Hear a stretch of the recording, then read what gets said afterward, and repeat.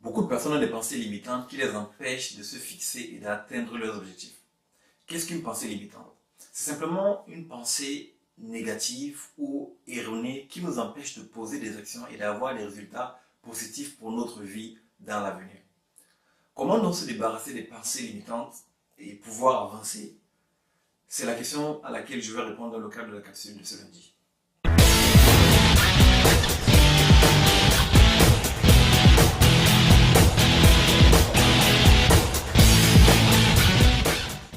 Bonjour, ici Henri Missoula, développeur de potentiel. Je vous souhaite la bienvenue à la capsule du lundi et j'espère sincèrement que peu importe où vous me suivez, en francophonie ou en dehors de la francophonie, j'espère que cette capsule vous retrouvera dans une forme magnifique.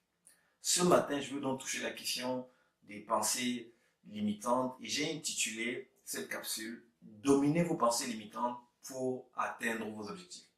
Vous savez, beaucoup de personnes ont des blocages dans leur tête lorsqu'il faut se fixer des objectifs et passer à l'action. Et ces blocages sont dus souvent à des pensées limitantes. Ces pensées en fait, qui vous empêchent de rêver grand. Ces pensées qui vous empêchent de pouvoir aspirer à un certain nombre de choses dans les différents domaines de votre vie.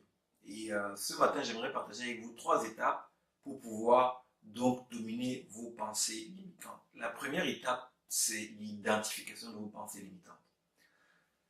Prendre conscience de ces pensées limitantes, c'est vraiment la première étape pour pouvoir mettre le doigt dessus et pouvoir avancer. Parce que en étant conscient, il est plus facile de pouvoir les dépasser.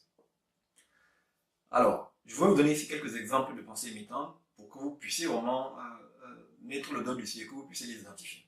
Certaines personnes, lorsqu'il s'agit par exemple d'aspirer à avoir un nouveau poste, d'aspirer en fait à progresser professionnellement, vont se dire je suis assez jeune pour ce poste. Je n'ai pas assez d'expérience pour ce poste. Ça, c'est une pensée limitante.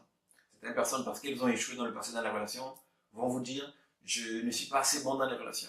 Certaines personnes vont vous dire je ne mérite pas un homme comme lui. Je ne mérite pas une femme comme elle. Ça, ce sont des pensées limitantes. Certaines personnes vont vous dire en matière d'organisation, etc., vont vous dire je ne suis pas une personne disciplinée. Voilà comme ça quelques exemples de pensées limitantes. Alors, le piège qu'il y a dans les pensées limitantes, c'est que dans certaines d'entre elles, il y a une part de vérité. Mais ce n'est pas la vérité.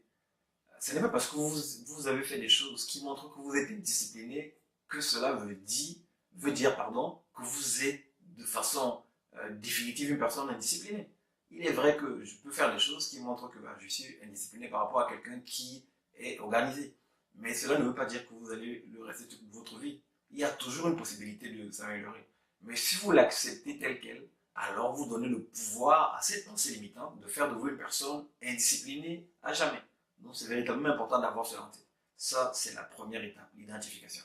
La deuxième étape, en fait, c'est l'évaluation de vos pensées limitantes. Pour la plupart d'entre nous, les pensées limitantes viennent d'expériences que nous avons vécues. Peut-être que vous avez vécu dans un environnement familial dans lequel, par exemple, c'était très difficile financièrement. Du coup, vous avez des pensées limitantes par rapport aux finances. Vous vous dites en fait que pour devenir riche, il faut, par exemple, venir d'une famille riche. Pour devenir riche, il faut vraiment travailler de façon très dure. Vous avez comme ça en fait des blocages. Donc, c'est important d'identifier d'où ça vient. Certaines personnes ont du mal relationnellement, parce qu'elles ont vécu dans des environnements où elles ont vu des personnes aller de relation à relation. Et donc, pour elles, leur standard, en fait, c'est des personnes, en fait, qui sont instables relationnellement. Donc, du coup, ça les a affectées et du coup, elles pensent également maintenant qu'elles ont du mal relationnellement. C'est important d'identifier d'où ça vient. D'autres personnes vont, comme ça, être dans des environnements où on a des personnes ont eu du mal, en fait, à réussir à l'école.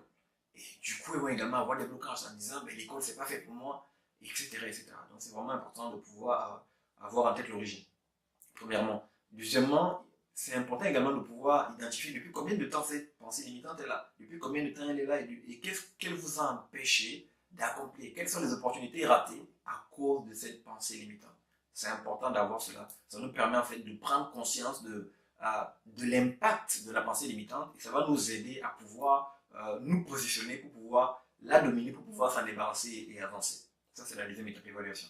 La troisième étape, en fait, c'est l'adoption de vérités libératrices. Il n'y a que des vérités libératrices qui puissent venir contrecarrer des pensées limitantes. Donc la vérité libératrice est importante parce qu'elle va vous aider à venir remplacer la pensée limitante. Je vous donne quelques exemples. Cette personne qui dit qu'elle est indisciplinée, effectivement, il y a peut-être des petites choses qui montrent qu'elle est indisciplinée, mais elle peut dire ceci.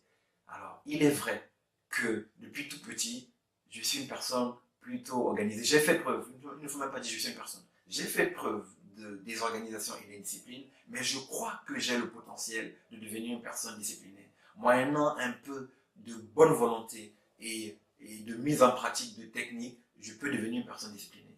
C'est une vérité libératrice. Pourquoi? Parce que tout le monde peut devenir discipliné. La discipline est une compétence. Tout le monde peut la développer. C'est vrai que certaines personnes ont des aptitudes naturelles à être disciplinées, mais tout le monde peut devenir discipliné. C'est une vérité libératrice.